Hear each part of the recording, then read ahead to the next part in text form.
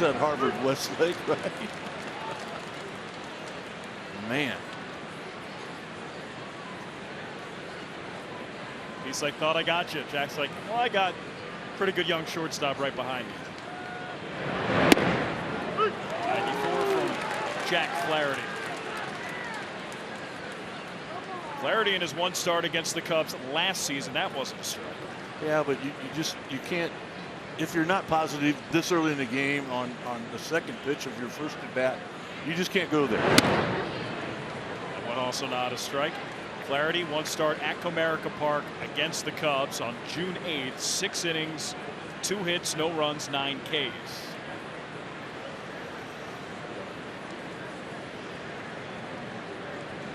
One, two. Got a little bit of that Ryan Dempster moving the glove around. The fiddle. I would think that somebody told him maybe in the first half of the season he might have been tipping some pitches, and all of a sudden his last couple of starts have been more like Jack Flaherty. Seiya hammers it down the left field line, but it just goes foul. Big reason why the Cubs have had the surge since mid-June, early July is because the guy who's up right now, Seiya Suzuki. There aren't many people in baseball that hit the baseball any harder than he does. This man is some kind of strong. Swing and a miss, strike 3.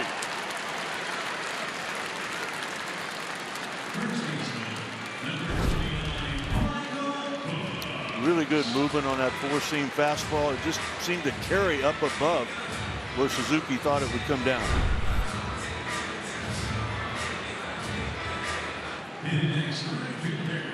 Maya stays at first.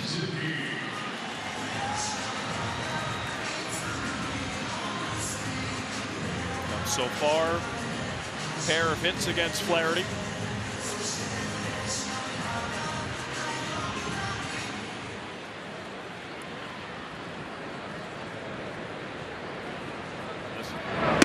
This is outside. Suzuki had an outstanding weekend. Walked a couple of times, hit in all 3 games, had a couple of hits on Saturday. How about this? He's hit in 8 straight. Hit in the air, center field. Outman races back. He's at the wall, and it is gone. Make that a hit in 9 consecutive games. Seiya says, see ya. 16th homer of the year. 2-run shot comes on the board in the 3rd. This home run replay is brought to you by Toyota, the official vehicle of your Chicago Cubs. That is a big, strong man. 400, not a problem. And all of a sudden now, you forget about that first inning. It's a 2-0 ball game. You go right back to work with a lot of baseball left. They weren't worried about that 4-0 lead. This is an elite offense.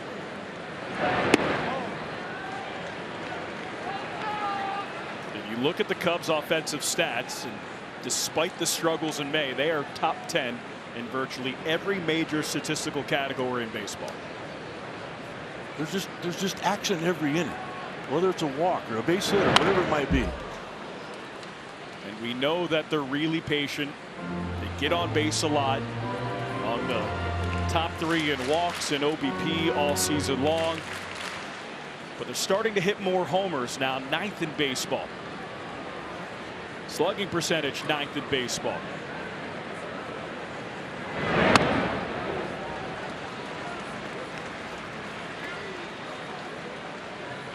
This guy, a big reason why. That was a big loss early in the season when he hurt his knee in that World Baseball Classic. 100 RBI, man, a year ago.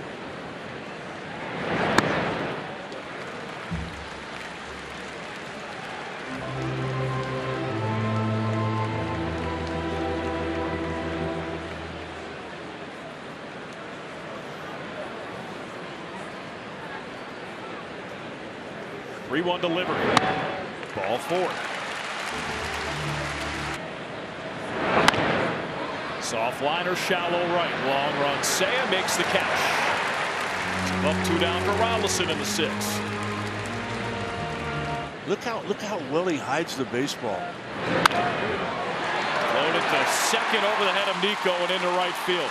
Seiya comes up with it, fires it quickly to home. Holds Kevin McGonigal at third. Kind of surprised that McGonigal didn't get a better read on that. Nico was playing over towards second base to hold him on. He's a guy that can steal a bag for the Detroit Tigers, and there aren't many of those. The pitch. Line to right. Seiya in, makes the catch. Job well done, Caleb Thielbar.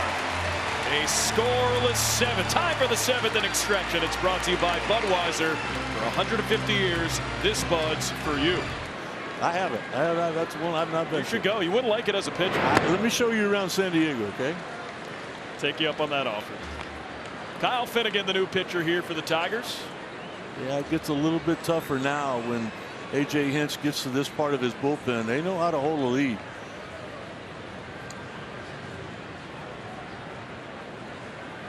An important acquisition for this Tigers bullpen. Finnegan last couple years with the Washington Nationals. It's fun when you have a guy that can pitch the 9th inning for you. He has experience doing that, pitching the 7th. Hard hit ground ball to short. McGonigal backhand, strike at first. And it gets Seiya. He can really pick it over there at shortstop. On to the 8th.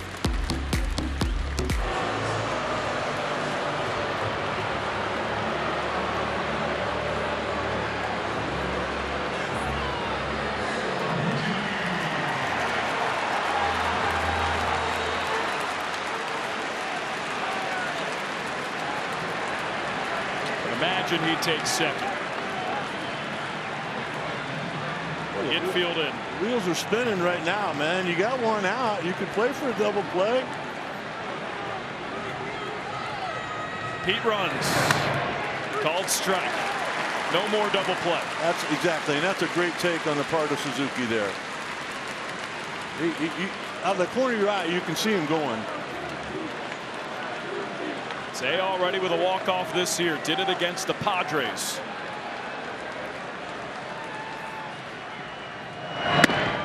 Take it away. No doubt in my mind right now, anything hit on the ground, you're going to send Dansby. You'll forfeit an out if you have to. You got to hope maybe it's not at somebody. Maybe it's a bobble on a ground ball. It might go out of the ballpark too.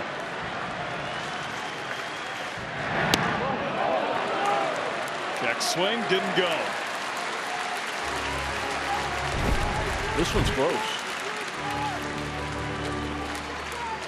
Nope, did not.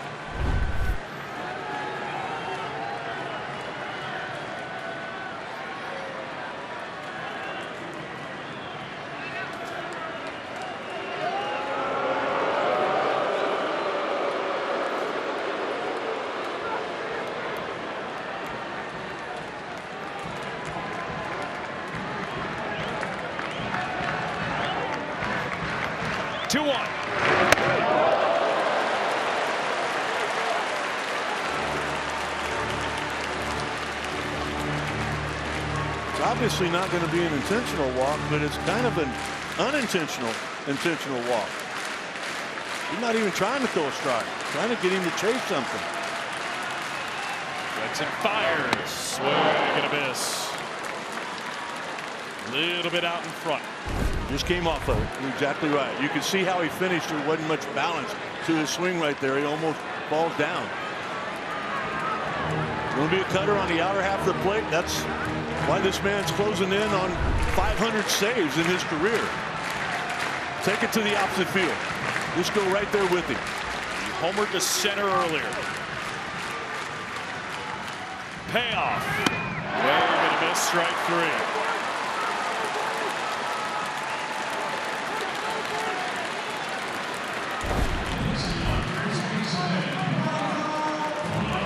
Only the second time that Seiya Suzuki is a vehicle of your Chicago Cubs. That is a big, strong man. 400, not a problem. And all of a sudden now, you forget about that first inning. It's a